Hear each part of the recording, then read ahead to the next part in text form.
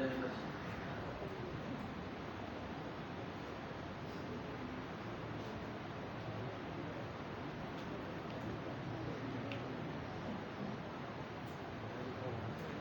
ہیں کہ بعض لوگ جناب کچھ محفل میں لوگ ہاتھ اٹھا کر نعرہ لگواتے ہیں، اور بعض لوگ کہتے ہیں کہ ہاتھ اٹھا کر نعرہ لگانا نہیں چاہیے۔ نہیں چاہیے والی بات تو اس نے جو کی ہے وہ نہیں چاہیے، تو کیوں نہیں چاہیے؟ کوئی قرآن و سنت میں اس کو منع کیا گیا؟ منع تو نہیں کیا گیا۔ اور ہاتھ اٹھا کے نعرہ لگانا لازم بھی نہیں ہے، یہ بھی اپنی جگہ پہ ہاتھ اٹھا کے اظہار کرنا وہ ضروری بھی نہیں ہے۔ ہاں یہ بات جگہ پہ کئی حقیقوں کی طرف سے غلو ہو جاتا ہے، وہ اس طرح کے وہ بعض وقت ایسی لوگوں کے اوپر شرط عائد کر دیتے ہیں یا ایسی ان کے اوپر پابندی لگا دیتے ہیں کہ نعوذ باللہ اس طرح تک کہہ دیتے ہیں کہ دیکھیں جو جسے اللہ کے نبی سے محبت ہے بس وہی ہاتھ اٹھائے گا، جو نہیں اٹھاتا اس کا مطلب اس کو حضور سے محبت نہیں۔ نعوذ باللہ تعالیٰ اس طرح کی کوئی شرط لگانا یہ بالکل زیادتی ہے، ظلم ہے۔ بھائی اگلے کی مرضی ہے وہ اپنا ہاتھ اٹھائے یا نہ اٹھائے، باقی اللہ رب العزت کی کبریائی کو بیان کرنے کے لیے ہاتھ اٹھانا اچھی بات ہے، رسول پاک علیہ السلام کی عظمت کی خاطر ہاتھ اٹھانا اچھی بات ہے، پر نعرہ مرواتے وقت اگر کو مراتا ہے تو ضروری نہیں ہے کہ ہاتھ اٹھانا کسی کے لیے فرض ہے۔ اور دوسری طرف جس نے کہا کہ یہ جائز نہیں ہے اس نے بھی غلط کہا ہے، ایسی بات نہیں ہے۔ کہتے ہیں کہ ہمارے ہی گاؤں میں عورتیں محفلیں کرواتی ہیں اور محفل میں وہ بیٹی بہن وغیرہ کرتی ہیں، تقریر وغیرہ کرتی ہیں، وہ نعرہ لگواتی ہیں۔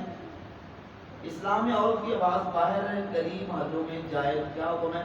اس میں عورت کو آواز گھر میں اس طرح لکھا ہے، یہی سمجھ آ رہی ہے کہ محفل میں اس طرح کے بعض مقامات کے میلاد کی محفلیں ہوتی ہیں اور عورتوں کو نعت خوانی کے لیے بلایا جاتا ہے، تقریریں بھی کرتی ہیں۔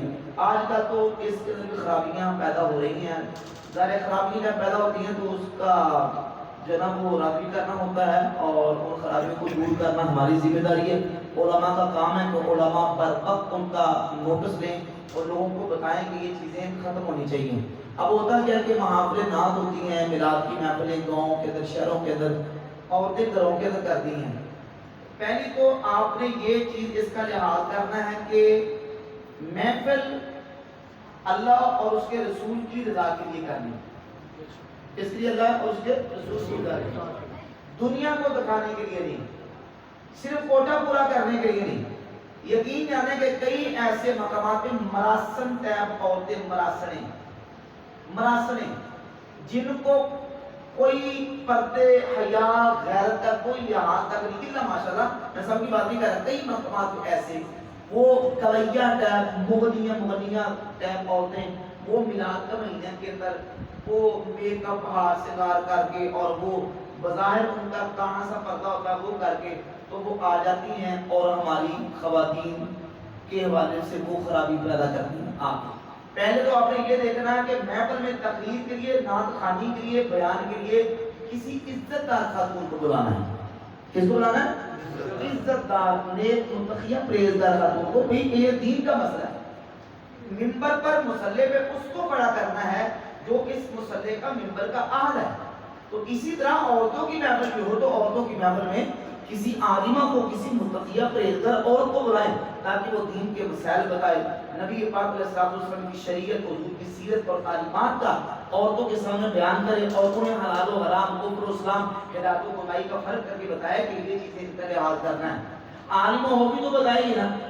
اب پانڈ ٹائپ یا مراسل ٹائپ عورتیں جو آ کے محفلوں، میلاد کی محفلوں میں وہ آتی ہیں، چھلے پہنے ہوتے ہیں، کڑے پہنے ہوتے ہیں اور پھر وہ ساتھ داؤ بھی بجاتی ہیں، داؤ بجا کے وہ اس کے ساتھ جھانجر اور اس کے ساتھ سر تال کے ساتھ دبے بجا کے وہ سپیکر، اور پھر ان کا تقاضا ہوتا ہے کہ زیادہ سے زیادہ دور تک آواز جائے، ساؤنڈ سسٹم تک کا استعمال کرتی ہیں۔